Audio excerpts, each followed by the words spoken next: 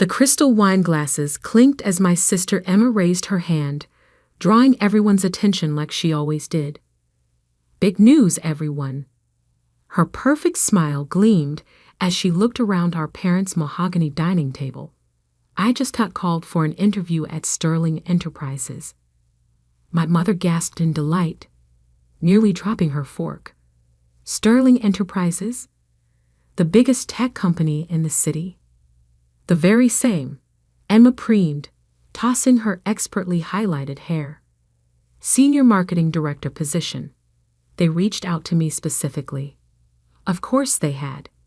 Everything came easily to Emma. Perfect grades without studying. Dream jobs without trying.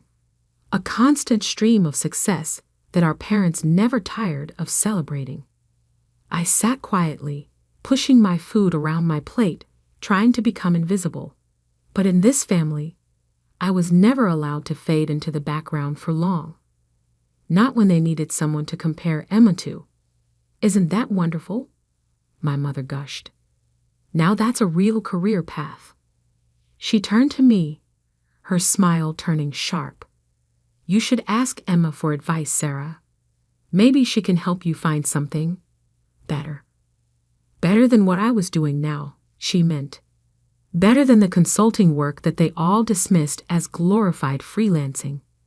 Better than building my own company from scratch, because apparently being your own boss wasn't as impressive as having one. "I'm doing fine, Mom," I said quietly, but Emma was already laughing. "Oh, please, you can't even get a real job," she smirked. "How long are you going to pretend that your little consulting thing is an actual career?"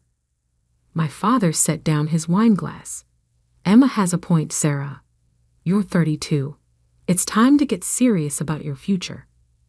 I gripped my fork tighter, thinking about the contracts sitting on my desk at home, the acquisition deals I was negotiating, the empire I had built while they were all busy undermining me. "My business is doing well," I started to explain, but Emma cut me off. "Business? Please. You work from your apartment and barely make enough to pay rent. Meanwhile, I'm about to be a senior director at Sterling." She turned to our parents. "Did I mention the salary? Base pay is $250,000 plus bonuses." My mother nearly swooned. My father beamed with pride. I thought about my company's latest quarterly earnings report and had to suppress a laugh. "When's the interview?" I asked, keeping my voice neutral. "Monday morning," Emma replied smugly. "Not that it matters. The position is practically mine already.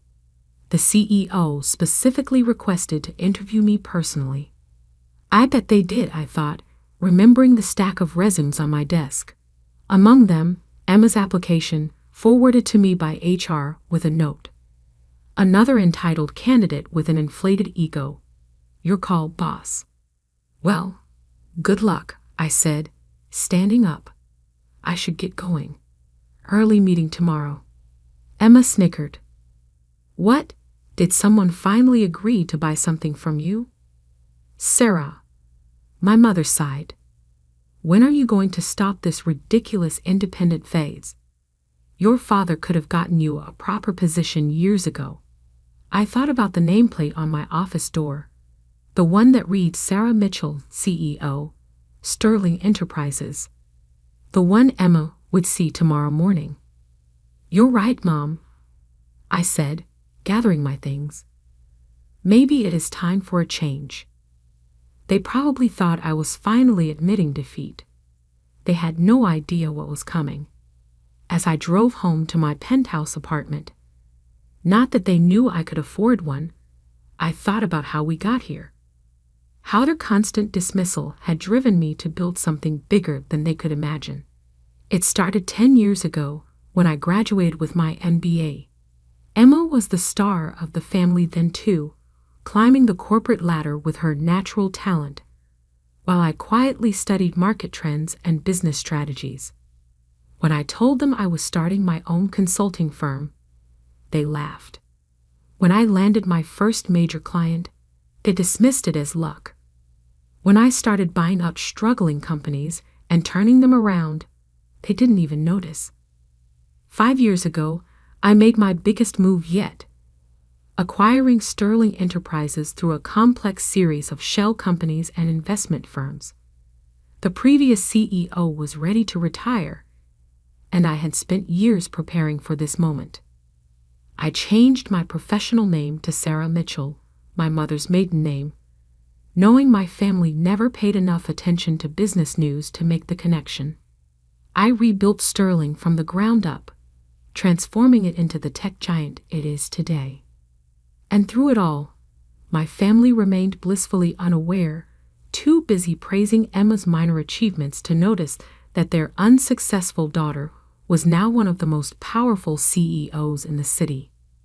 My phone buzzed as I pulled into my building's private garage. A text from Emma. "You should really come to the Sterling building sometime. See what a real company looks like. I'll give you a tour after I get the job." I smiled, thinking of my corner office on the top floor, the one with the view of the entire city, the one Emma had been dreaming about in her application letter. Tomorrow was going to be interesting. In my apartment, I reviewed Emma's resume one more time. It was impressive on paper. Good education, steady career progression, solid references. But I had done my research. I knew about the projects she had taken credit for, but barely contributed to. The subordinates she had thrown under the bus, the corners she had cut. Emma had always been good at presenting the perfect image. Tomorrow, she would learn that image isn't everything. My phone buzzed again. This time it was my mother. "Darling, I know you're probably feeling discouraged seeing Emma's success. Why don't you let your father make some calls?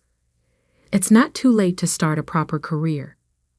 I set the phone down without responding and walked to my home office. The wall was covered in business magazines featuring Sterling's remarkable turnaround. Tech's most innovative CEO, one headline read, "Sarah Mitchell, the unseen power player revolutionizing the industry," declared another. My family had spent years telling me I wasn't good enough. Tomorrow, they would learn just how wrong they were. I sat at my desk and opened my laptop, typing out an email to HR. "Please ensure Ms. Emma Carter's interview is scheduled in my office at 9 a.m. sharp. And make sure she waits in the lobby for at least 30 minutes before being brought up." A small petty detail, perhaps, but after years of enduring her condescension, I thought I deserved a little dramatic flair. I spent the rest of the evening reviewing company reports and finalizing acquisition plans, just like any other Sunday night. But this Sunday felt different. Tomorrow, everything would change. As I got ready for bed, I caught my reflection in the bathroom mirror. I looked nothing like the timid daughter my family still saw me as. My suits were tailored now, my presence commanding. I had grown into my power while they weren't watching. Tomorrow, they would finally see me. And I couldn't wait for the show to begin. Monday morning arrived with a sense of delicious anticipation. I stood in my private elevator, ascending to the top floor of Sterling Enterprises, watching the city wake up through the glass walls. My Armani suit was immaculate, my heels clicking authoritatively on the marble floor as I stepped out. "Good morning, Ms. Mitchell," my executive assistant Diana greeted me with a knowing smile. "Your 9 a.m. appointment has arrived early." She's been waiting in the lobby for 20 minutes, insisting that the CEO specifically requested her presence. I checked my watch. 8:45 a.m. Let her wait another 10 minutes. How's she handling it? Diana's eyes twinkled.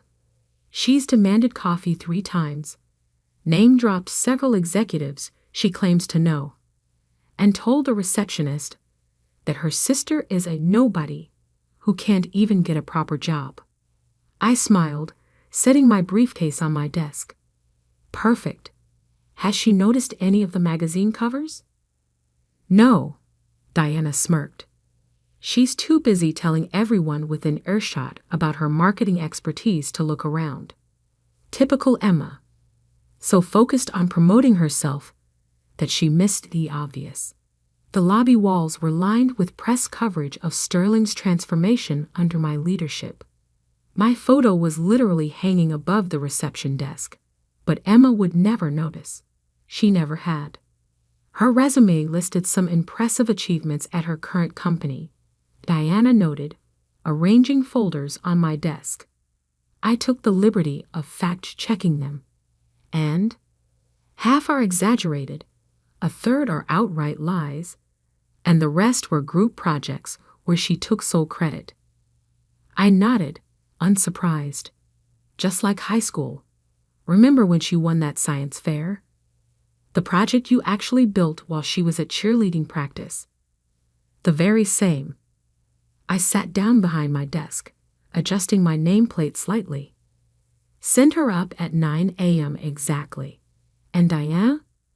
Make sure the security team is recording the lobby and elevator cameras. I want to preserve this moment. At precisely 9 a.m., my office phone buzzed. Ms. Carter is here for her interview, Diana announced formally. Send her in. The door opened, and Emma strode in like she already owned the place. She wore an expensive but slightly too flashy suit, her confidence bordering on arrogance. Then she saw me sitting behind the CEO's desk. The color drained from her face. Sarah? She stammered, frozen in the doorway. What? What are you doing here? Good morning, Emma, I said pleasantly. Please take a seat. We have a lot to discuss about your application for the Senior Marketing Director position. She didn't move, her mouth opening and closing like a fish out of water. But I'm supposed to meet with Sarah Mitchell, the CEO. I smiled, gesturing to my nameplate. That would be me. Sarah Mitchell, formerly Sarah Carter. Though I'm not surprised you didn't make the connection. You never did pay attention to anything I did. Emma sank into the chair across from me, her perfect composure cracking. This is impossible. You're just a consultant. You work from your apartment. Actually, I leaned back in my chair, enjoying this moment. I own this building, and several others. Sterling Enterprises has been my company for the past 5 years. I pulled out her resume. Now, shall we discuss your application? I have some questions about these achievements you've listed. You can't be serious, Emma whispered, her voice shaking. You can't be the CEO. You're nobody. That's what you all thought, isn't it? I kept my voice calm, professional. Poor Sarah can't even get a real job. Just a nobody working from her apartment. Tell me, Emma, did you ever once ask what kind of consulting I did? What companies I worked with? Or were you too busy bragging about your own mediocre accomplishments? She flinched. I didn't. No, you didn't. I agreed. None of you did. You were all too convinced of my failure to notice my success, too busy mocking my choices to see where they were leading. I opened her file. Now, about this claim that you single-handedly increased your department's revenue by 200% last year. That's accurate, she stuttered, but I could see the panic in her eyes. Interesting. I pulled out another document. Because I have here the annual report from your company. The entire marketing department only saw a 30% increase. And according to your former colleagues, that was primarily due to a campaign developed by your junior team. The one you rejected initially but took credit for after it succeeded. Emma's face went from pale to red. You've been investigating me? I investigate all potential senior executives thoroughly. We have very high standards at Sterling. I smiled. Standards that value actual achievement over self-promotion. Just then my phone buzzed. Diana's voice came through the speaker. "Ms. Mitchell, your parents are in the lobby, demanding to see you." They're quite insistent. Of course they were. Emma had probably texted them the moment she saw me. "Send them up," I said calmly. "I think it's time for a family meeting." Emma shifted nervously in her chair. "Sarah, look, about last night. About all the things I've said. Save it." I cut her off. "I'm not interested in apologies motivated by fear. I've spent years listening to you undermine and belittle me. Now you get to sit there and learn exactly who your unsuccessful sister really is." The door burst open. My parents stormed in, their faces a mix of confusion and anger. "Sarah," my mother exclaimed, "what is the meaning of this? What are you doing in the CEO's office?" "Hello, Mother," I replied coolly. "I was just reviewing Emma's job application. Would you like to join us?" We were discussing the importance of honesty in professional achievements. My father's face reddened. "Stop this nonsense immediately.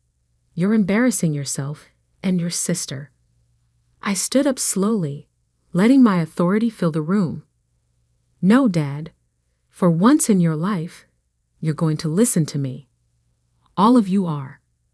I pressed a button on my desk, and the wall of windows behind me transformed into a screen, displaying Sterling's financial growth under my leadership.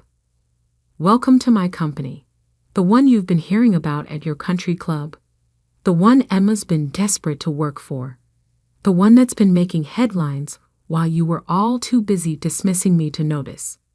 They stared at the numbers, the achievements, the empire I had built while they weren't watching.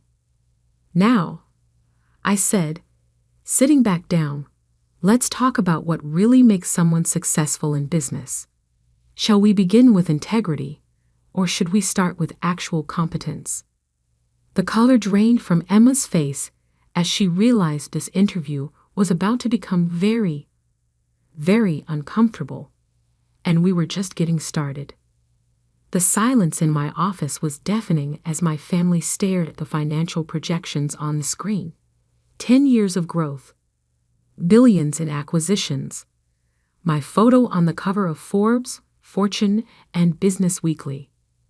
This is all yours," my mother whispered, sinking into one of the leather chairs. "Every bit of it," I confirmed, standing to walk around my desk. "The consulting business you mocked? That was just the beginning. While Emma was bragging about her mid-level marketing positions, I was buying and transforming struggling companies. While you were lamenting my lack of a real job, I was building an empire." My father, always quick to anger, found his voice first. "Why didn't you tell us? Why keep this secret?"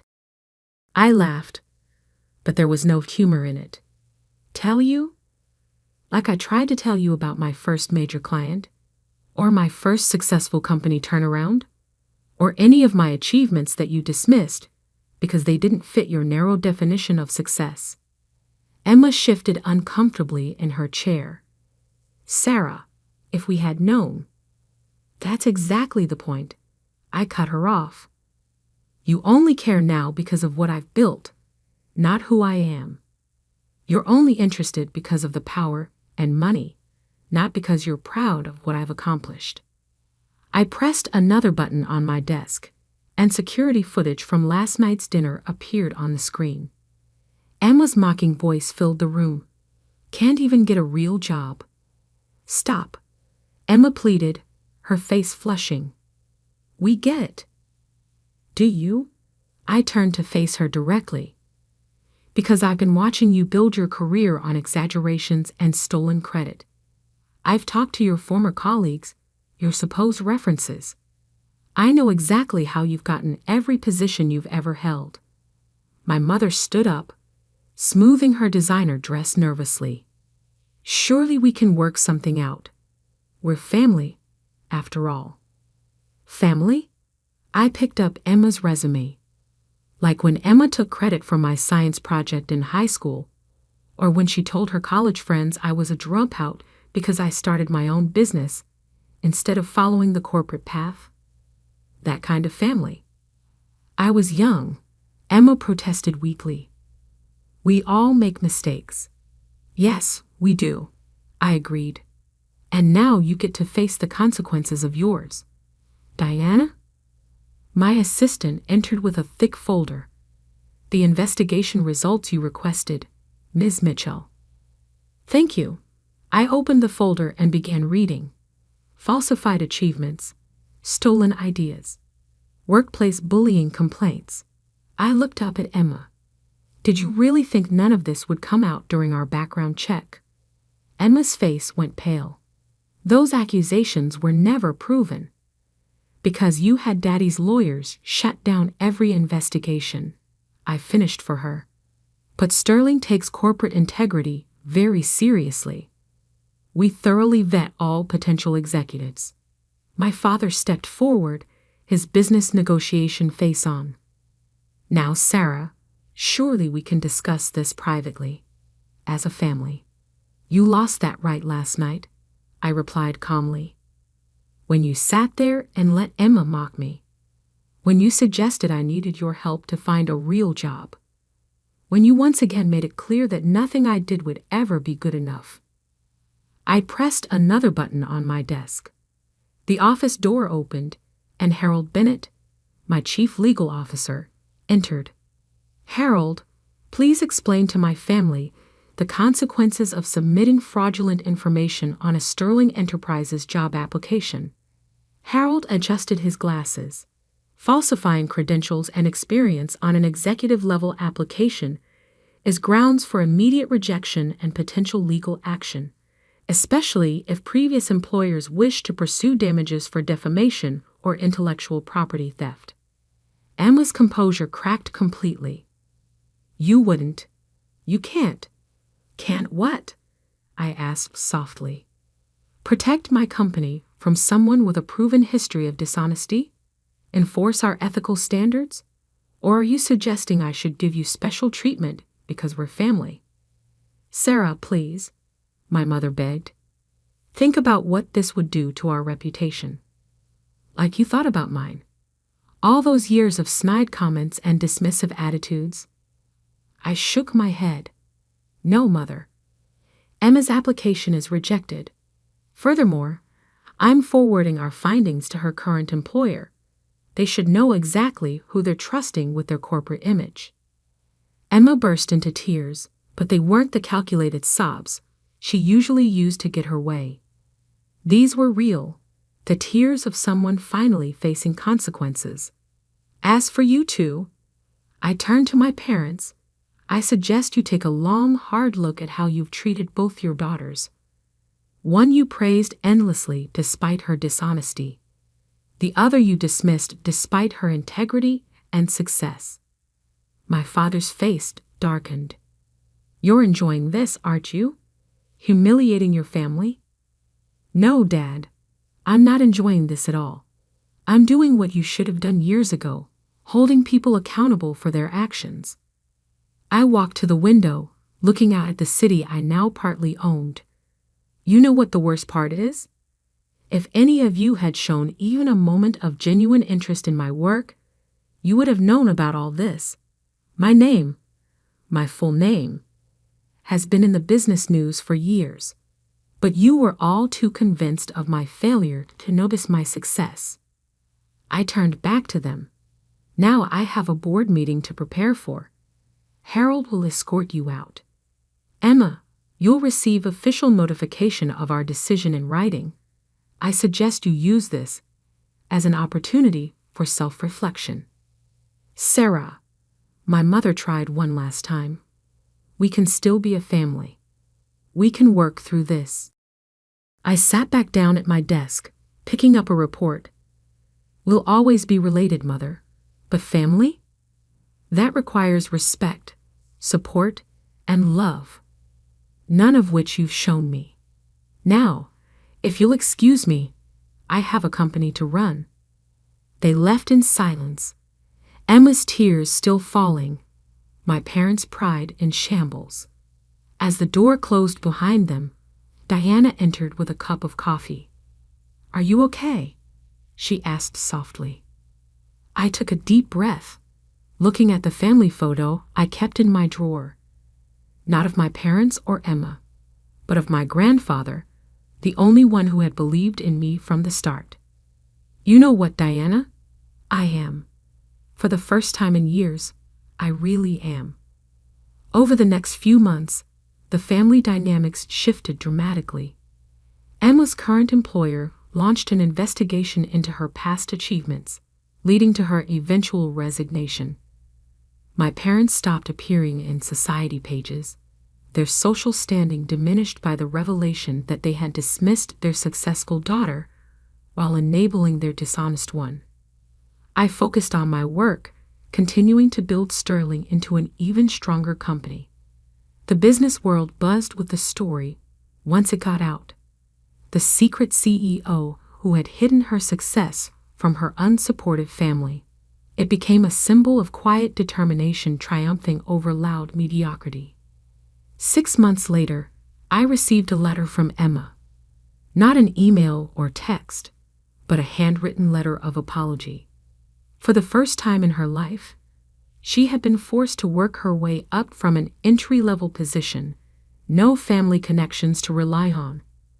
She wrote that she finally understood the value of genuine achievement.